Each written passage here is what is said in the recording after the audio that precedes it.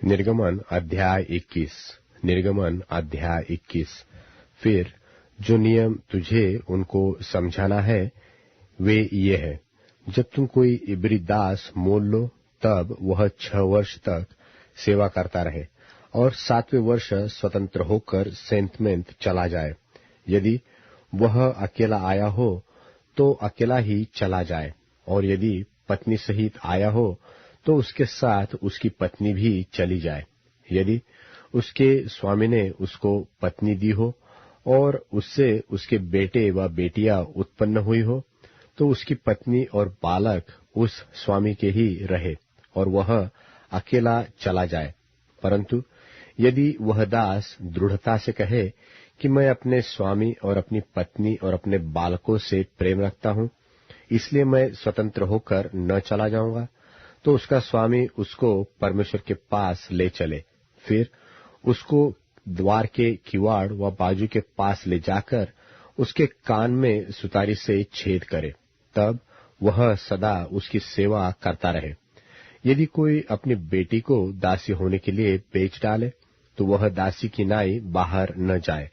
यदि उसका स्वामी उसको अपनी पत्नी बनाए और फिर उससे प्रसन्न न रहे तो वह उसे दाम से छुड़ाई जाने दे। उसका विश्वासघात करने के बाद उसे ऊपरी लोगों के हाथ बेचने का उसको अधिकार न होगा।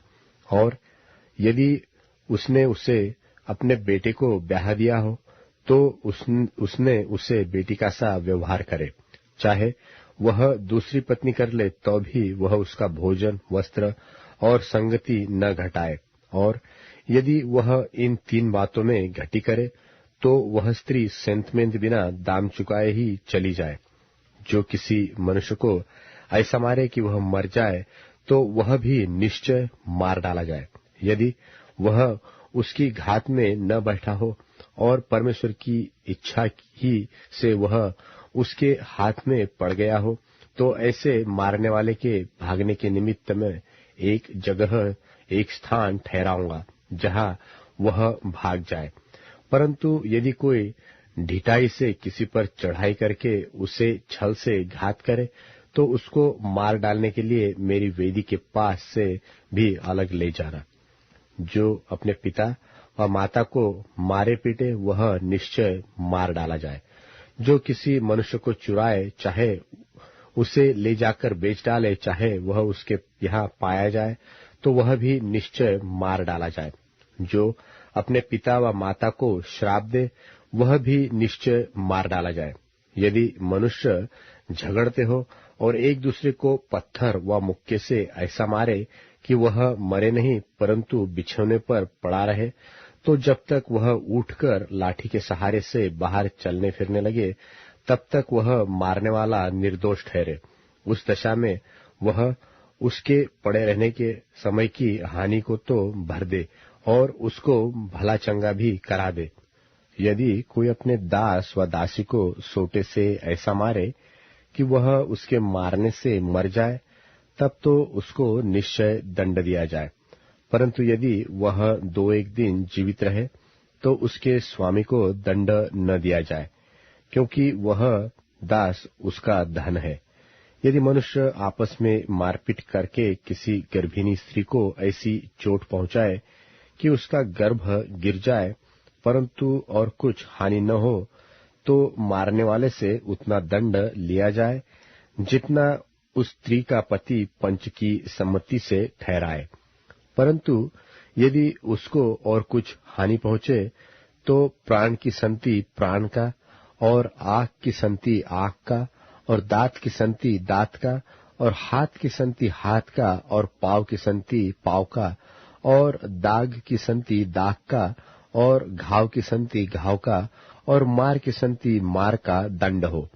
जब कोई अपने दास व दासी की आंख पर ऐसा मारे कि फूट जाए तो वह उसकी आंख की संति उसे स्वतंत्र करके जाने दे।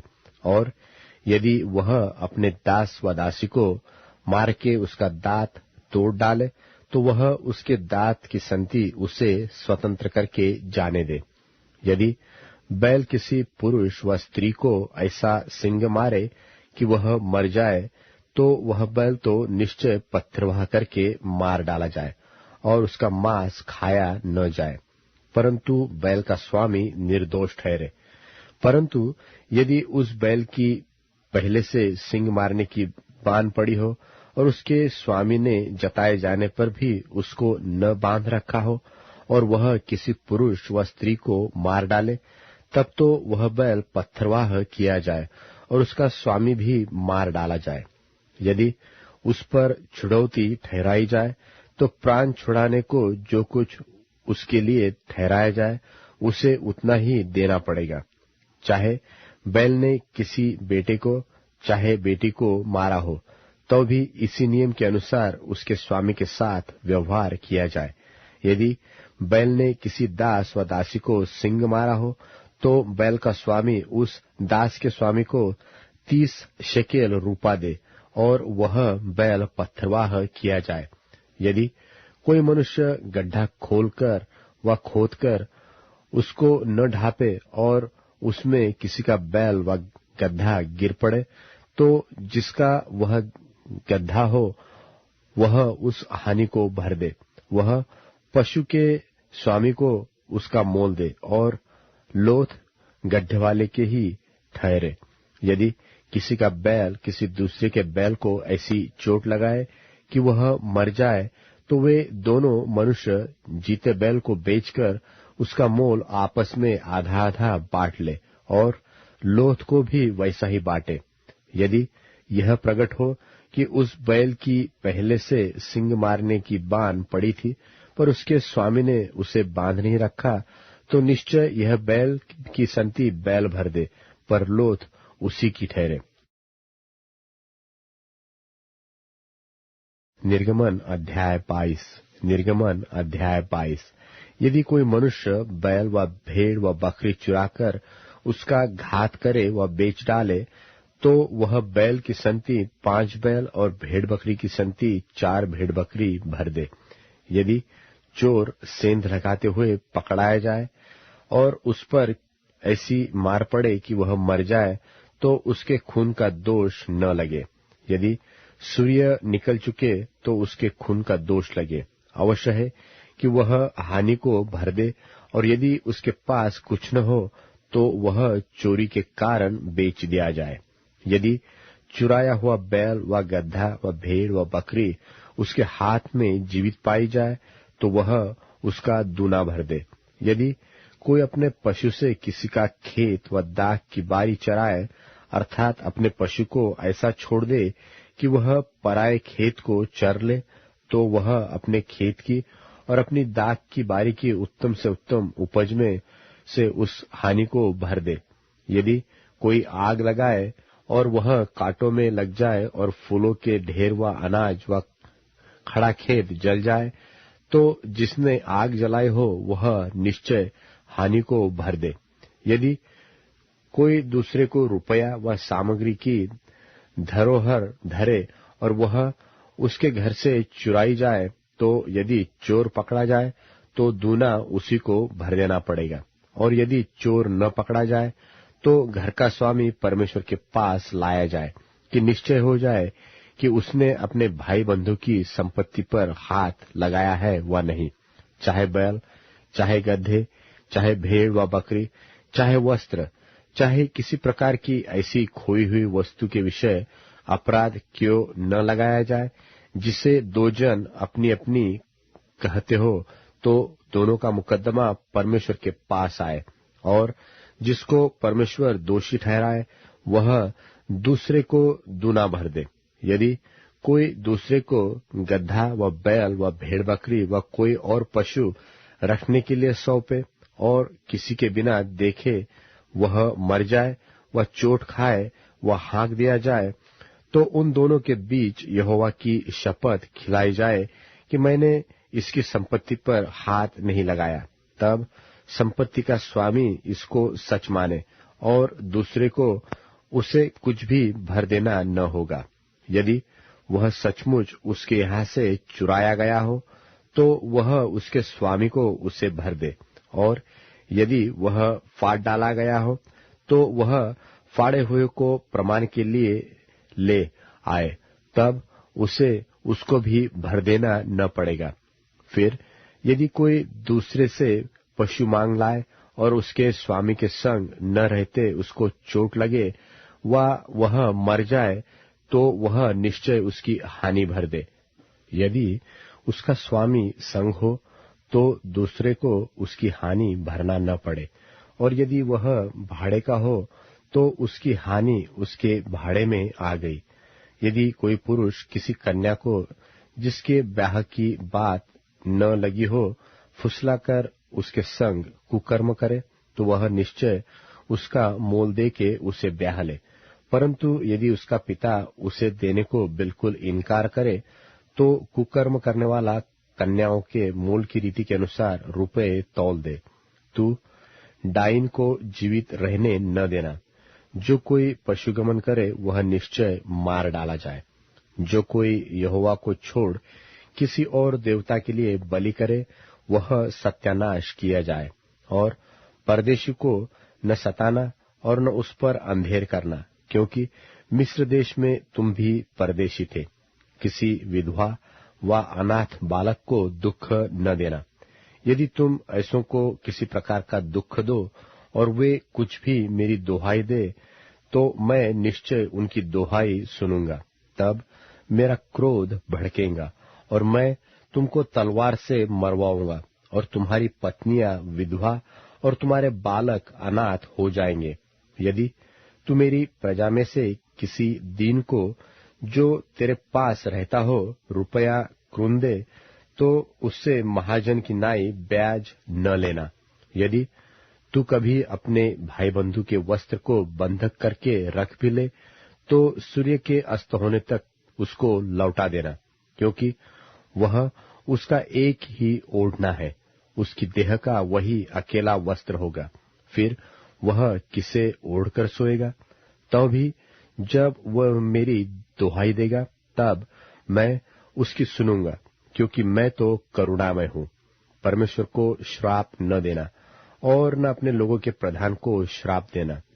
अपने खेतों की उपज और फलों के रस में से कुछ मुझे देने में विलंब न करना। अपने बेटों में से पहले उठों को मुझे देना। वैसे ही अपनी गायों और भेड़ बकरियों के पहले उठे भी देना। 7 दिन तक तो बच्चा अपनी माता के संग रहे, और 8वें दिन तू उसे मुझको दे देना। और तुम मेरे लिए पवित्र मनुष्य बनना। इस कारण जो पशु मैदान में फाड़ा हुआ पड़ा मिले उसका मांस न खाना, उसको कुत्ते के आगे फेंक देना। निर्गमन अध्याय 23। निर्गमन अध्याय 23। झूठी बात न फैलाना। अन्यायी साक्षी होकर दुष्ट का साथ न देना। बुराई करने के लिए न तो बहुतों के पीछे हो लेना और न उनके पीछे फिर के मुकदमे में न्याय बिगाड़ने को साक्षी देना, और कंगाल के मुकदमे में उसका भी पक्ष न करना। यदि तेरे शत्रु का बैल व गधा भटकता हुआ तुझे मिले, तो उसे उसके पास अवश्य फेर ले आना। फिर यदि तू अपने बैरी के गधे को बोझ के मारे दबा हुआ देखे, तो चाहे उसको उसके स्वामी के लिए छुड़ाने के लिए तेरा मन न चाहे, तो भी अवश्य स्वामी का साथ देकर उसे छुड़ा लेना। तेरे लोगों में से जो दरिद्री हो उसके मुकदमे में न्याय न बिगाड़ना। झूठे मुकदमे से दूर रहना और निर्दोष और धर्मी को घात न करना, क्योंकि मैं दुष्ट को निर्दोष न ठहराऊंगा।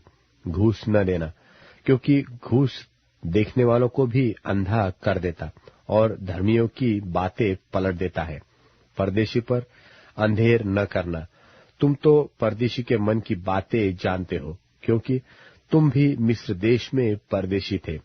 6 वर्ष तो अपनी भूमि में बोना और उसकी उपज इकट्ठी करना, परंतु 7वें वर्ष में उसको पड़ती रहने देना और वैसा ही छोड़ देना, तो तेरे भाई बंधुओं में से दरिद्री लोग उससे खाने पाए, और जो कुछ उनसे भी बचे वह बनेल पशुओं के खाने के काम में आए।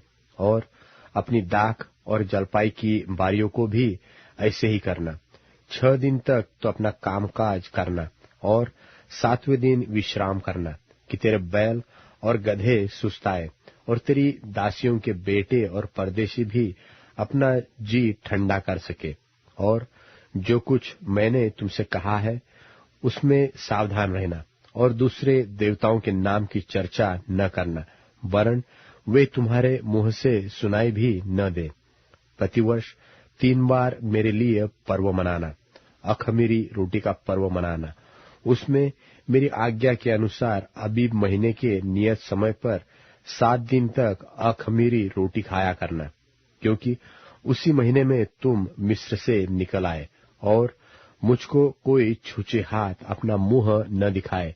और जब तेरी बोई हुई खेत की पहली उपज तैयार हो तब कटनी का पर्व मनाना। और वर्ष के अंत में जब तू परिश्रम के फल बटोर के ढेर लगाए तब बटोरन का पर्व मनाना। प्रतिवर्ष 3 बार तेरे सब पुरुष प्रभु यहोवा को अपना मुंह दिखाए।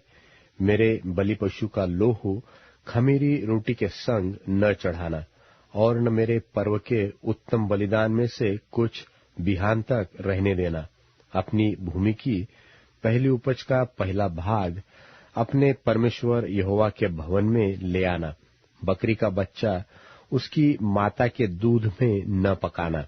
सुन, मैं एक दूत तेरे आगे आगे भेजता हूँ, जो मार्ग में तेरी रक्षा करेगा, और जिस स्थान को मैंने तैयार किया है उसमें तुझे पहुंचाएगा। उसके सामने सावधान रहना और उसकी मानना, उसका विरोध न करना, क्योंकि वह तुम्हारा अपराध क्षमा न करेगा, इसलिए कि उसमें मेरा नाम रहता है। और यदि तू सचमुच उसकी माने और जो कुछ मैं कहूँ वह करे, तो मैं तेरे शत्रुओं का शत्रु और तेरे द्रोहियों का द्रोही बनूंगा। इस रीति मेरा दूत तेरे आगे आगे चलकर तुझे एमोरी, हित्ती, परिज्जी, कनानी, हिव्वी और यबूसी लोगों के यहाँ पहुंचाएगा, और मैं उनको सत्यानाश कर डालूंगा। उनके देवताओं को दंडवत न करना, और न उनकी उपासना करना, और न उनके काम करना, वरन उन मूर्तों को पूरी रीति से सत्यानाश कर डालना, और उन लोगों की लाटों को टुकड़े टुकड़े कर देना। और तुम अपने परमेश्वर यहोवा की उपासना करना, तब वह तेरे अन्न जल पर आशीष देगा, और तेरे बीच में से रोग दूर करेगा, और तेरे देश में न तो किसी का गर्भ गिरेगा और न कोई बांझ होगी, और तेरी आयु मैं पूरी करूंगा। जितने लोगों के बीच तू जाएगा उन सबों के मन में मैं अपना भय पहले से ऐसा समा दूंगा कि उनको व्याकुल कर दूंगा। और मैं तुझे सब शत्रुओं की पीठ दिखाऊंगा, और मैं तुझसे पहले बर्रों को भेजूंगा, जो हिव्वी, कनानी और हित्ती लोगों को तेरे सामने से भगा के दूर कर देगी। मैं उनको तेरे आगे से एक ही वर्ष में तो न निकाल दूंगा, ऐसा न हो कि देश उजाड़ हो जाए और बैल पशु बढ़कर तुझे दुख देने लगे। जब तक तू फूल फल कर देश को अपने अधिकार में न कर ले, तब तक मैं तेरे आगे से उन्हें थोड़ा थोड़ा करके निकालता रहूंगा। मैं लाल समुद्र से लेकर पलिश्तियों के समुद्र तक और जंगल से लेकर महानद तक के देश को तेरे वश में कर दूंगा। मैं उस देश के निवासियों को भी तेरे वश में कर दूंगा, और तू उन्हें अपने सामने से बरबस निकालेगा। तू न तो उनसे वाचा बांधना और न उनके देवताओं से, वे तेरे देश में रहने न पाए। ऐसा न हो कि वे तुझसे मेरे विरुद्ध पाप कराए, क्योंकि यदि तू उनके देवताओं की उपासना करे तो यह तेरे लिए फंदा बनेगा।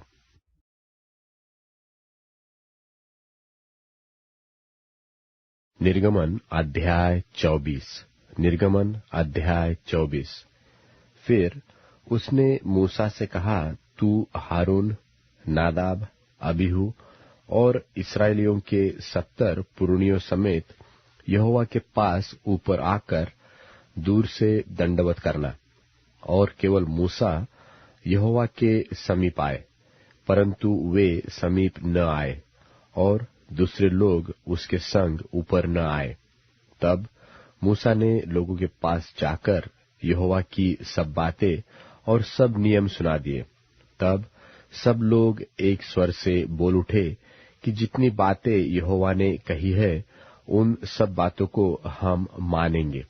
तब मूसा ने यहोवा के सब वचन लिख दिए और बिहान को सवेरे उठकर पर्वत के नीचे एक वेदी और इस्राएल के 12 गोत्रों के अनुसार 12 खंबे भी बनवाए।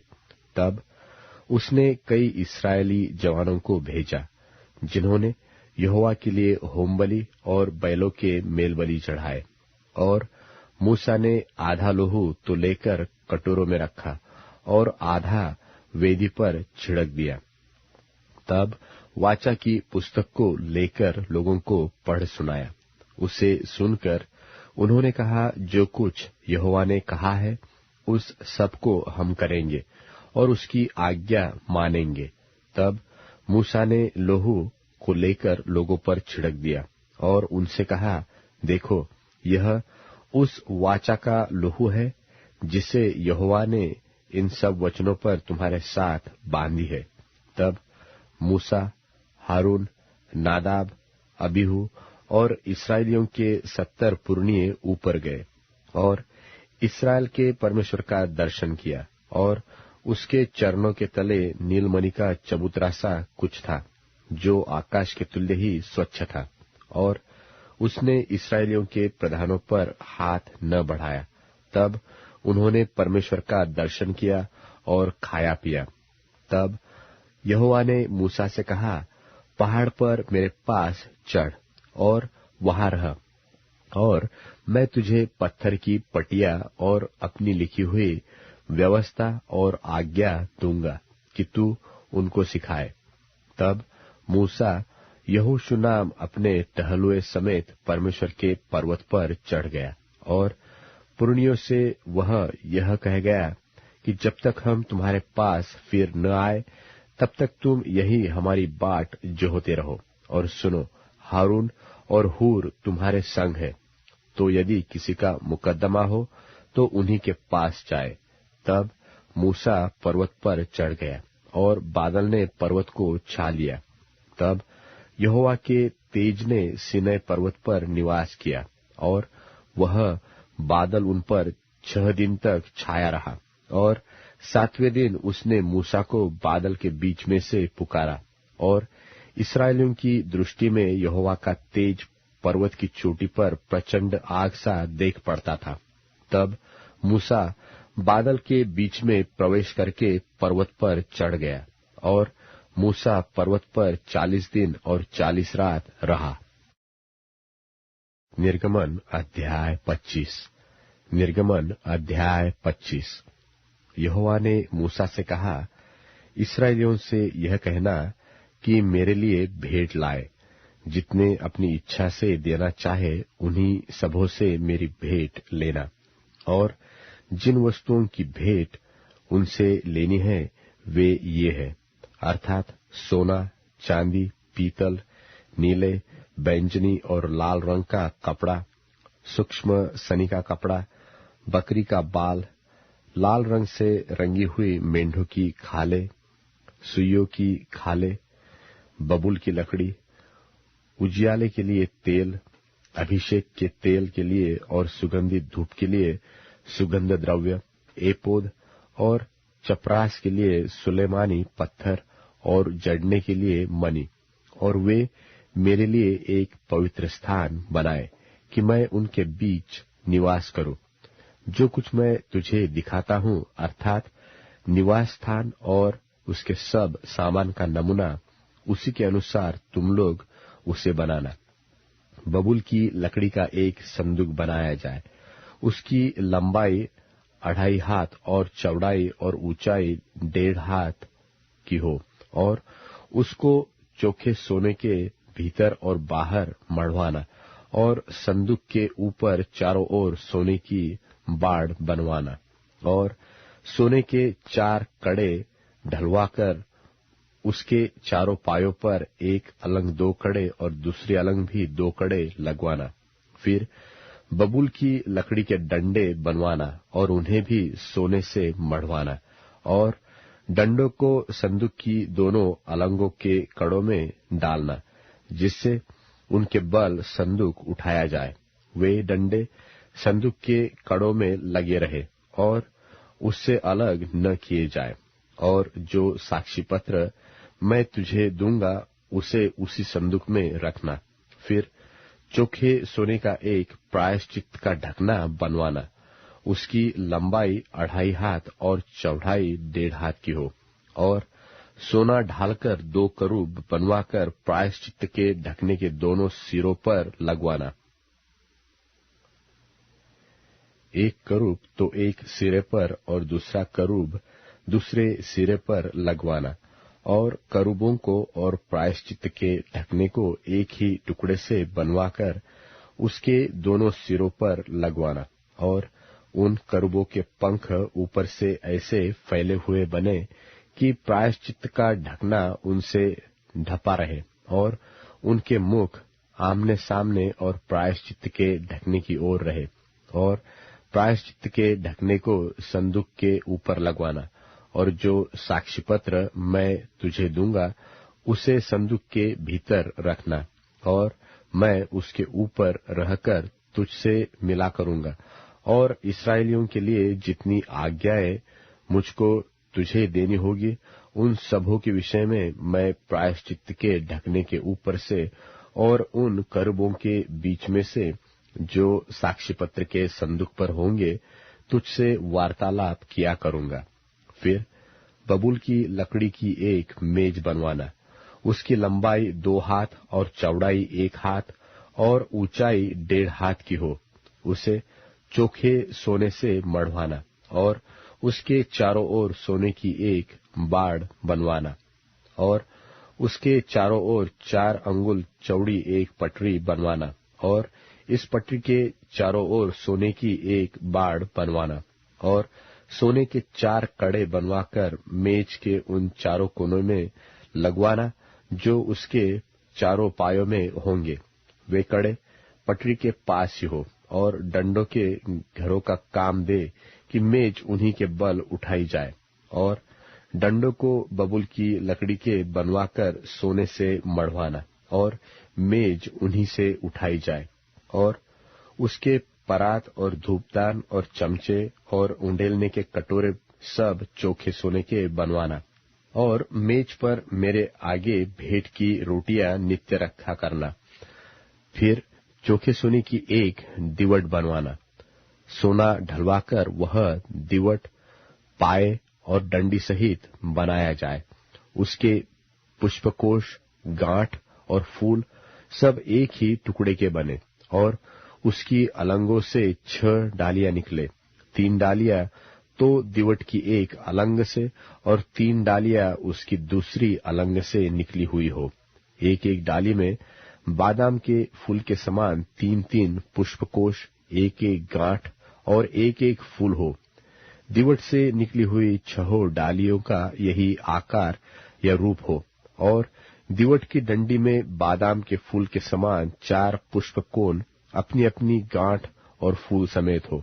और दीवट से निकलती हुई 6 डालियों में से 2-2 डालियों के नीचे एक एक गांठ हो। वे दीवट समेत एक ही टुकड़े के बने हुए हो। उनकी गांठें और डालियां सब दीवट समेत एक ही टुकड़े की हो। चोखा सोना ढलवाकर पूरा दीवट एक ही टुकड़े का बनवाना। और 7 दीपक बनवाना और दीपक जलाए जाए कि वे दीवट के सामने प्रकाश दे। और उसके गुलतराश और गुलदान सब चोखे सोने के हो। वह सब इन समस्त सामान समेत किक्कार भर चोखे सोने का बने। और सावधान रहकर इन सब वस्तुओं को उसके नमूने के समान बनवाना जो तुझे इस पर्वत पर दिखाया गया है।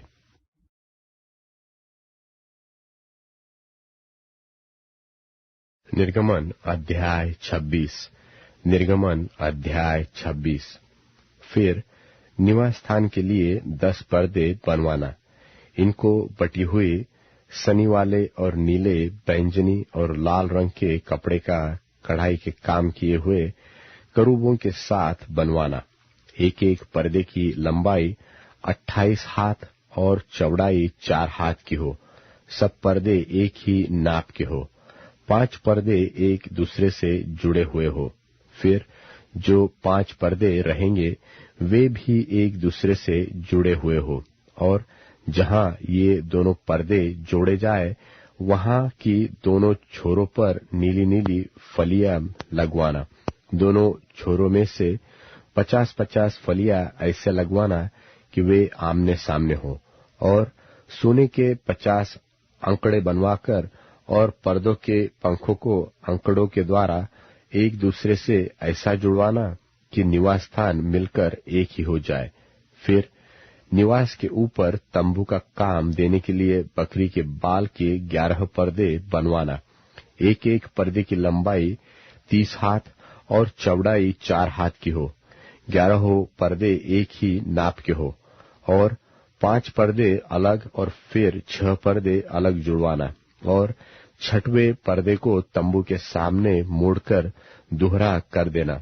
और तू 50 अंकड़े उस पर्दे की छोर में जो बाहर से मिलाया जाएगा, और 85 अंकड़े दूसरी ओर के पर्दे की छोर में जो बाहर से मिलाया जाएगा बनवाना, और पीतल के 50 अंकड़े बनवाना, और अंकड़ों को फलियों में लगाकर तंबू को ऐसा जुड़वाना कि वह मिलकर एक ही हो जाए। और तंबू के पर्दों का लटका हुआ भाग अर्थात जो आधा पट रहेगा वह निवास की पिछली ओर लटका रहे, और तंबू के पर्दों की लंबाई में से हाथ भर इधर और हाथ भर उधर निवास के ढांपने के लिए उसकी दोनों अलंगों पर लटका हुआ रहे। फिर तंबू के लिए लाल रंग से रंगी हुई मेंढों की खालों का एक ओढ़ना और उसके ऊपर सुइयों की खालों का भी एक ओढ़ना बनवाना। फिर निवास को खड़ा करने के लिए बबूल की लकड़ी के तख्ते बनवाना। एक एक तख्ते की लंबाई 10 हाथ और चौड़ाई 1.5 हाथ की हो। एक एक तख्ते में एक दूसरे से जुड़ी हुई 2-2 चूल्हे हो। निवास के सब तख्तों को इसी भांति से बनवाना। और निवास के लिए जो तख्ते तू बनवाएगा उसमें से 20 तख्ते तो दक्षिण की ओर के लिए हो, और 20 तख्तों के नीचे चांदी की 40 कुर्सियां बनवाना, अर्थात एक एक तख्ते के नीचे उसके चूल्हे के लिए 2-2 कुर्सियां। और निवास की दूसरी अलंग अर्थात उत्तर की ओर 20 तख्ते बनवाना, और उनके लिए चांदी की 40 कुर्सियां बनवाना, अर्थात एक एक तख्ते के नीचे 2-2 कुर्सियां हो। और निवास की पिछली अलंग अर्थात पश्चिम की ओर के लिए 6 तख्ते बनवाना, और पिछले अलंग में निवास के कोनों के लिए 2 तख्ते बनवाना, और ये नीचे से 2-2 भाग के हो, और दोनों भाग ऊपर के सिरे तक एक एक कड़े में मिलाए जाए, और दोनों तख्तों का यही रूप हो। ये तो दोनों कोनों के लिए हो, और 8 तख्ते हो, और उनकी चांदी की 16 कुर्सियां हो, अर्थात एक एक तख्ते के नीचे 2-2 कुर्सियां हो। फिर बबूल की लकड़ी के बेंडे बनवाना, अर्थात निवास की एक अलंग के तख्तों के लिए 5 और निवास की दूसरी अलंग के तख्तों के लिए 5 बेंडे, और निवास की जो अलंग पश्चिम की ओर पिछले भाग में होगी उसके लिए 5 बेंडे बनवाना, और बीच वाला बेंडा जो तख्तों के मध्य में होगा वह तंबू के एक सिरे से दूसरे सिरे तक पहुंचे। फिर तख्तों को सोने से मढ़वाना, और उनके कड़े जो बेंडों के घरों का काम देंगे उन्हें भी सोने के बनवाना, और बेंडों को भी सोने से मढ़वाना, और निवास को इस रीति खड़ा करना जैसा इस पर्वत पर तुझे दिखाया गया है। फिर नीले, बैंगनी और लाल रंग के और बटी हुई सूक्ष्म सनी वाले कपड़े का एक बीच वाला पर्दा बनवाना। वह कढ़ाई के काम किए हुए करूबों के साथ बने, और उसको सोने से मढ़े हुए बबूल के 4 खंभों पर लटकाना। इनकी अकड़ियां सोने की हो और ये चांदी की 4 कुर्सियों पर खड़ी रहे, और बीच वाले पर्दे को अकड़ियों के नीचे लटकाकर उसकी आड़ में साक्षी पत्र का संदूक भीतर लिवा ले जाना। सो वह बीच वाला पर्दा तुम्हारे लिए पवित्र स्थान को परम पवित्र स्थान से अलग किए रहे। फिर परम पवित्र स्थान में साक्षी पत्र के संदूक के ऊपर प्रायश्चित के ढकने को रखना, और उस पर्दे के बाहर निवास की उत्तर अलंग मेज रखना, और उनकी दक्षिण अलंग मेज के सामने दीवट को रखना। फिर तंबू के द्वार के लिए नीले, बैंजनी और लाल रंग के और बटी हुई सूक्ष्म सनी वाले कपड़े का कढ़ाई का काम किया हुआ एक पर्दा बनवाया, और इस पर्दे के लिए बबूल के 5 खंभे बनवाना और उनको सोने से मढ़वाना। उनकी कड़ियां सोने की हो और उनके लिए पीतल की 5 कुर्सियां ढलवाकर बनवाना। निर्गमन अध्याय 27। निर्गमन अध्याय 27। फिर वेदी को बबूल की लकड़ी की 5 हाथ लंबी और 5 हाथ चौड़ी बनवाना। वेदी चौकोर हो और उसकी ऊंचाई 3 हाथ की हो, और उसके चारों कोनों पर 4 सिंग बनवाना।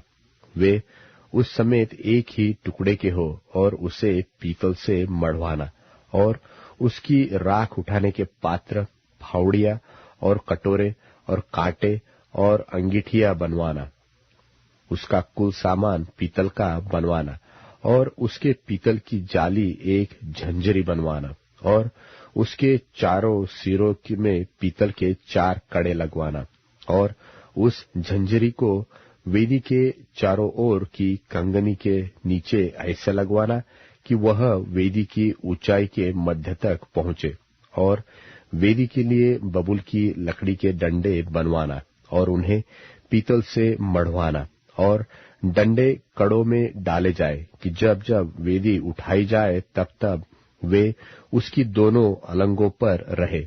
वेदी को तख्तों से खोखली बनवाना, जैसी वह इस पर्वत पर तुझे दिखाई गई है, वैसी ही बनाई जाए। फिर निवास के आंगन को बनवाना। उसकी दक्षिण अलंग के लिए तो बटी हुई सूक्ष्म सनी के कपड़े के सब पर्दों को मिलाए कि उसकी लंबाई 100 हाथ की हो।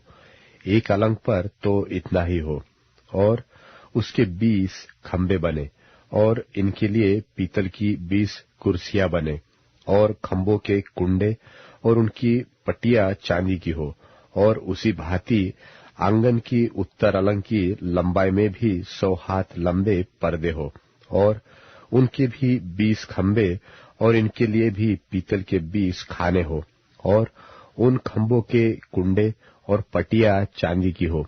फिर आंगन की चौड़ाई में पश्चिम की ओर 50 हाथ के पर्दे हो, और उनके खंभे 10 और खाने भी 10 हो, और पूरब अलंग पर आंगन की चौड़ाई 50 हाथ की हो, और आंगन के द्वार की एक ओर 15 हाथ के पर्दे हो, और उनके खंभे 3 और खाने 3 हो, और दूसरी ओर भी 15 हाथ के पर्दे हो, उनके भी खंभे 3 और खाने 3 हो, और आंगन के द्वार के लिए एक पर्दा बनवाना, जो नीले, बैंजनी और लाल रंग के कपड़े और बटी हुई सूक्ष्म सनी के कपड़े का कामदार बना हुआ 20 हाथ का हो।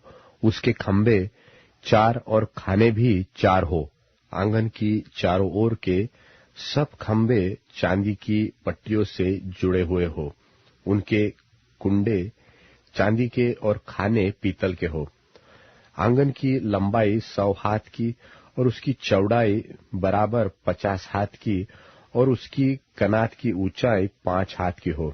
उसकी कनात बटी हुई सूक्ष्म सनी के कपड़े की बने, और खंभों के खाने पीतल के हो।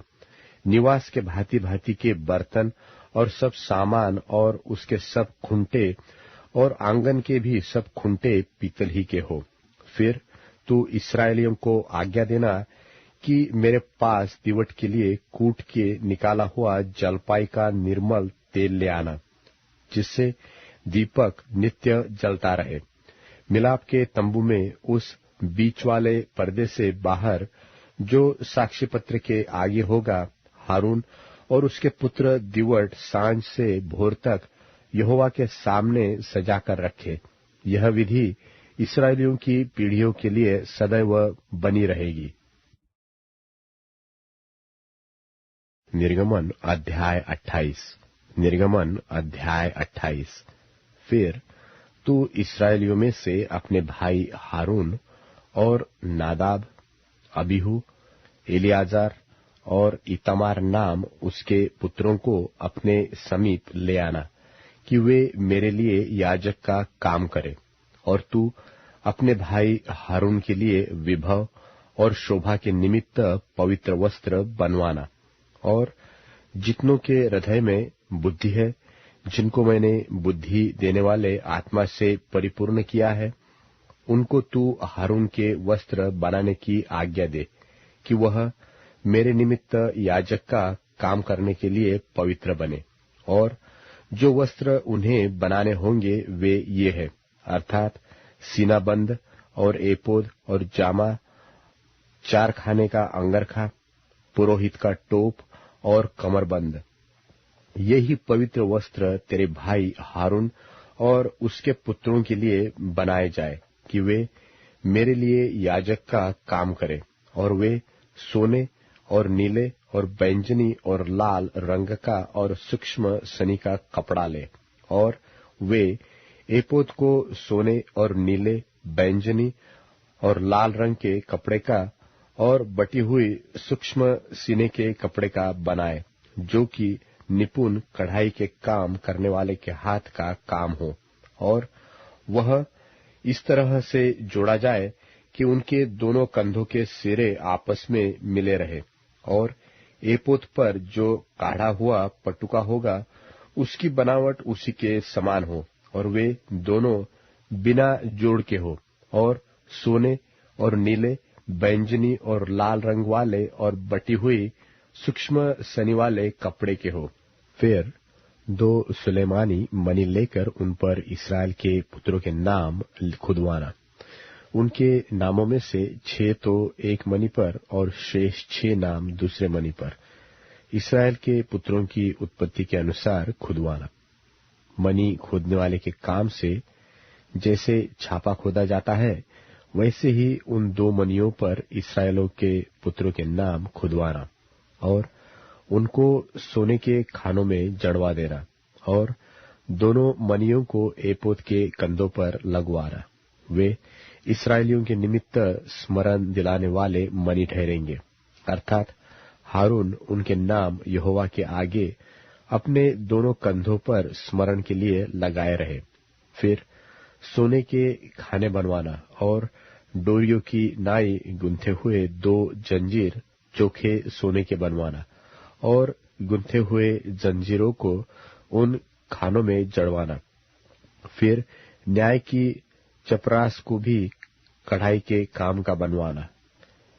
एपोद की नाई सोने और नीले, बैंजनी और लाल रंग के और बटी हुई सूक्ष्म सनी के कपड़े की उसे बनवाना। वह चौकोर और दोहरी हो और उसकी लंबाई और चौड़ाई 1 बित्ते की हो, और उसमें 4 पांति मणि जड़ाना। पहली पांति में तो माणिक्य, पद्मराग और लाडली हो, दूसरी पांति में मरकत, नीलमणि और हीरा, तीसरी पांति में लशम, सूर्यकांत और नीलम, और चौथी पांति में फिरोजा, सुलेमानी, मणि और यशब हो। ये सब सोने के खानों में जड़े जाए। और इस्राएल के पुत्रों के जितने नाम है उतने मणि हो, अर्थात उनके नामों की गिनती के अनुसार 12 नाम खुदे। 12 गोत्रों में से एक का नाम एक मणि पर ऐसे खुदे जैसे छापा खोदा जाता है। फिर चपरास पर डोरियों की नाई गुंथे हुए चोखे सोने की जंजीर लगवाना और चपरास में सोने की 2 कड़ियां लगवाना और दोनों कड़ियों को चपरास के दोनों सिरों पर लगवाना और सोने के दोनों गुत्थे जंजीरों को उन दोनों कड़ियों में जो चपरास के सिरों पर होंगी लगवाना और गुथे हुए दोनों जंजीरों के दोनों बाकी सिरों को दोनों खानों में जड़वा के एपोद के दोनों कंधों के बंधनों पर उनके सामने लगवाना। फिर सोने की 2 और कड़ियां बनवाकर चपरास के दोनों सिरों पर उसकी उस कोर पर जो एपोद की भीतर की ओर होगी लगवाना। फिर उनके सिवाय सोने की 2 और कड़ियां बनवाकर एपोद के दोनों कंधों के बंधनों पर नीचे से उसके सामने और उसके जोड़ के पास एपोद के काढ़े हुए पटुकों के ऊपर लगवाना और चपरास अपनी कड़ियों के द्वारा एपोद की कड़ियों में नीले फीते से बांधी जाए। इस रीति वह एपोद के काढ़े हुए पटुके पर बनी रहे और चपरास एपोद पर से अलग न होने पाए। और जब जब हारून पवित्र स्थान में प्रवेश करे तब तब वह न्याय की चपरास पर अपने हृदय के ऊपर इस्राएलियों के नाम को लगाए रहे, जिससे यहोवा के सामने उनका स्मरण नित्य रहे। और तू न्याय की चपरास में उरीम और तुमीम को रखना, और जब जब हारून यहोवा के सामने प्रवेश करे तब तब वे उसके हृदय के ऊपर हो। इस प्रकार हारून इस्राएलियों के न्याय पदार्थ को अपने हृदय के ऊपर यहोवा के सामने नित्य लगाए रहे। फिर एपोद के बागे को संपूर्ण नीले रंग का बनवाना और उसकी बनावट ऐसी हो कि उसके बीच में सिर डालने के लिए छेद हो और उस छेद की चारों ओर बख्तर के छेद की सी एक बुनी हुई कोर हो कि वह फटने न पाए। और उसके नीचे वाले घेरे में चारों ओर नीले, बैंजनी और लाल रंग के कपड़े के अनार बनवाना और उनके बीच बीच चारों ओर सोने की घंटियां लगवाना, अर्थात एक सोने की घंटी और एक अनार, फिर एक सोने की घंटी और एक अनार। इसी रीति बागे के नीचे वाले घेरे में चारों ओर ऐसा ही हो। और हारून उस बागे को सेवा टहल करने के समय पहना करे कि जब जब वह पवित्र स्थान के भीतर यहोवा के सामने जाए, वह बाहर निकले तब तब उसका शब्द सुनाई दे, नहीं तो वह मर जाएगा। फिर चोखे सोने का एक टीका बनवाना और जैसे छापे में वैसे ही उसमें ये अक्षर खोदे जाए, अर्थात यहोवा के लिए पवित्र, और उसे नीले फीते से बांधना और वह पगड़ी के सामने के हिस्से पर रहे और वह हारून के माथे पर रहे, इसलिए कि इस्राएली जो कुछ पवित्र ठहराए, अर्थात अपनी पवित्र वस्तुएं भेंट में चढ़ावे, उन पवित्र वस्तुओं का दोष हारून उठाए रहे और वह नित्य उसके माथे पर रहे, जिससे यहोवा उनसे प्रसन्न रहे। और अंगरखे को सूक्ष्म सनी के कपड़े का चारखाना बुनवाना और एक पगड़ी भी सूक्ष्म सनी के कपड़े की बनवाना और कारचो भी काम किया हुआ एक कमरबंद भी बनवाना। फिर हारून के पुत्रों के लिए भी अंगरखे और कमरबंद और टोपियां बनवाना। ये वस्त्र भी विभव और शोभा के लिए बने।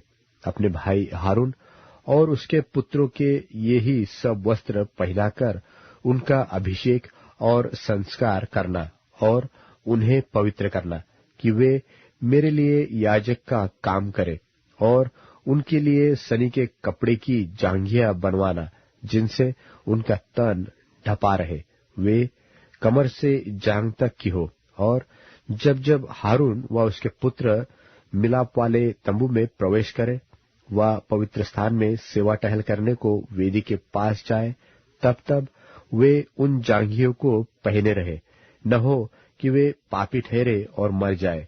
यह हारून के लिए और उसके बाद उसके वंश के लिए भी सदा की विधि ठहरे। निर्गमन अध्याय 29। निर्गमन अध्याय 29। और फिर उन्हें पवित्र करने को जो काम तुझे उनसे करना है कि वे मेरे लिए याजक का काम करे, वह यह है, एक निर्दोष बछड़ा और 2 निर्दोष मेढ़े लेना, और अखमीरी रोटी और तेल से सने हुए मैदे के अखमीरी फुलके और तेल से चुपड़ी हुई अखमीरी पपड़ियां भी लेना। ये सब गेहूं के मैदे के बनाना। इनको एक टोकरी में रखकर उस टोकरी को उस बछड़े और उन दोनों मेंढों समेत समीप ले आना। फिर हारून और उसके पुत्रों को मिलाप वाले तंबू के द्वार के समीप ले आकर जल से नहलाना। तब उन वस्त्रों को लेकर हारून को अंगरखा और एपोद का बागा पहनाना, और एपोद और चपरास बांधना, और एपोद का काढ़ा हुआ पटुका भी बांधना, और उसके सिर पर पगड़ी को रखना, और पगड़ी पर पवित्र मुकुट को रखना। तब अभिषेक का तेल ले उसके सिर पर डालना, उसका अभिषेक करना। फिर उनके पुत्रों को समीप ले आकर उनको अंगरखे पहनाना, और उनके अर्थात हारून और उसके पुत्रों के कमर बांधना, और उनके सिर पर टोपियां रखना, जिससे याजक के पद पर सदा उनका हक रहे। इसी प्रकार हारून और उसके पुत्रों का संस्कार करना, और बछड़े को मिलाप वाले तंबू के सामने समीप ले आना, और हारून और उसके पुत्र बछड़े के सिर पर अपने अपने हाथ रखे। तब उस बछड़े को यहोवा के सन्मुख मिलाप वाले तंबू के द्वार पर बलिदान करना, और बछड़े के लोहू में से कुछ लेकर अपनी उंगली से वेदी के सींगों पर लगाना, और शेष सब लोहू को वेदी के पाए पर उंडेल देना। और जिस चर्बी से अतड़ियां ढपी रहती है और जो झिल्ली कलेजे के ऊपर होती है, उनको और दोनों गुर्दों को उनके ऊपर की चर्बी समेत लेकर सबको वेदी में जलाना, और बछड़े का मांस और खाल और गोबर छावनी से बाहर आग में जला देना, क्योंकि यह पाप बलि होगा।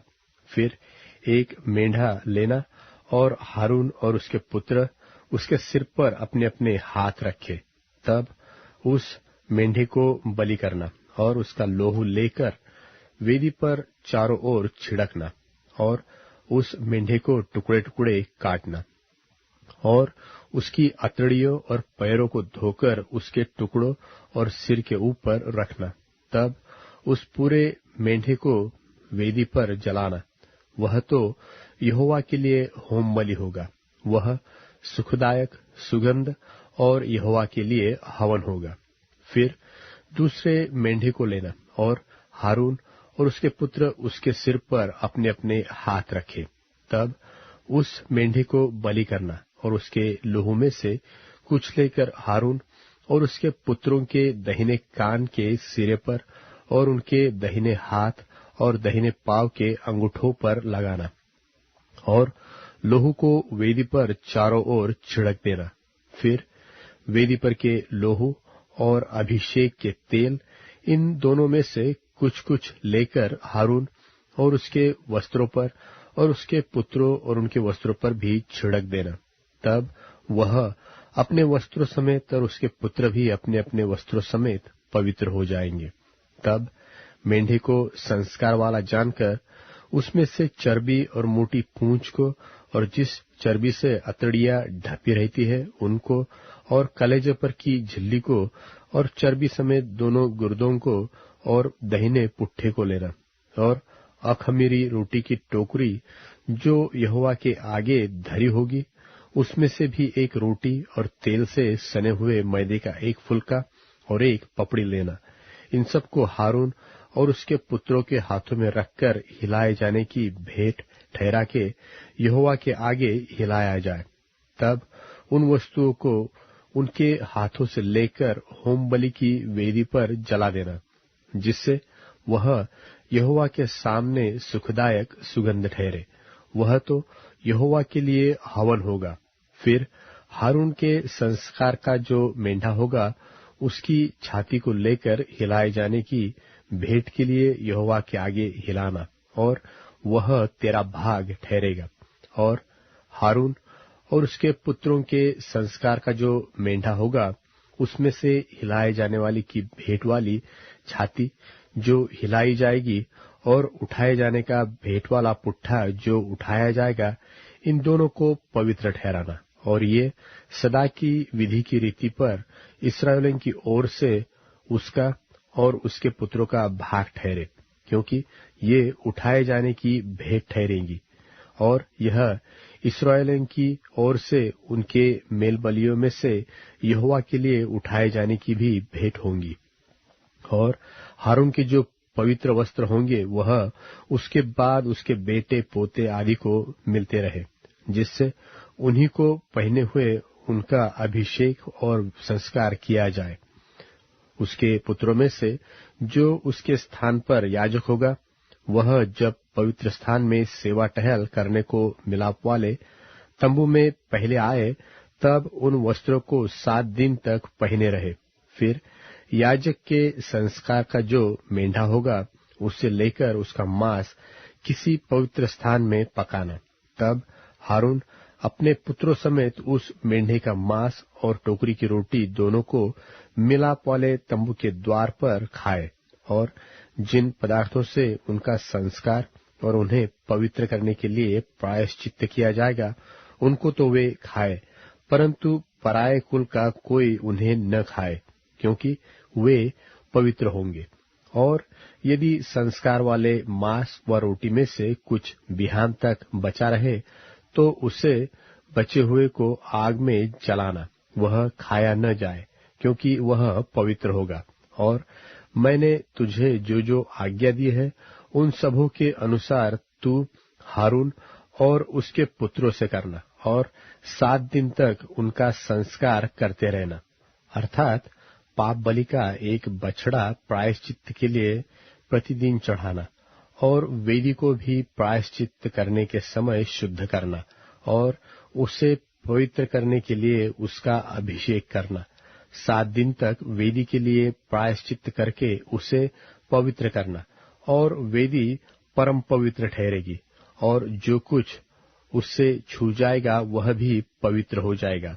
जो तुझे वेदी पर नित्य चढ़ाना होगा वह यह है, अर्थात प्रतिदिन एक वर्ष के 2 भेड़ी के बच्चे, एक भेड़ के बच्चे को तो तू भोर के समय और दूसरे भेड़ के बच्चे को गोधूली के समय चढ़ाना, और एक भेड़ के बच्चे के संग हीन की चौथाई कूट के निकाले हुए तेल से सना हुआ एपा का 10वां भाग मैदा, और अर्घ के लिए हीन की चौथाई दाखमधु देना।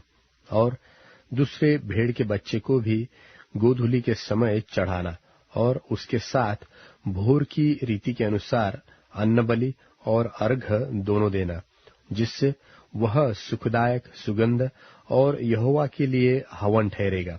तुम्हारी पीढ़ी पीढ़ी में यहोवा के आगे मिलाप वाले तंबू के द्वार पर नित्य ऐसा ही होम बलि हुआ करे।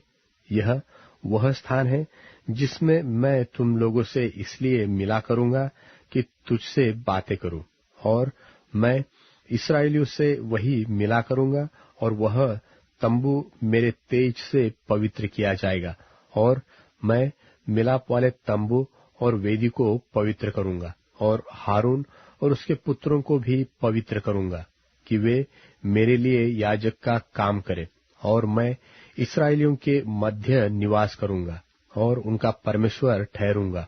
तब वे जान लेंगे कि मैं यहोवा उनका परमेश्वर हूँ, जो उनको मिस्र देश से इसलिए निकाल ले आया कि उनके मध्य निवास करूं। मैं ही उनका परमेश्वर यहोवा हूँ।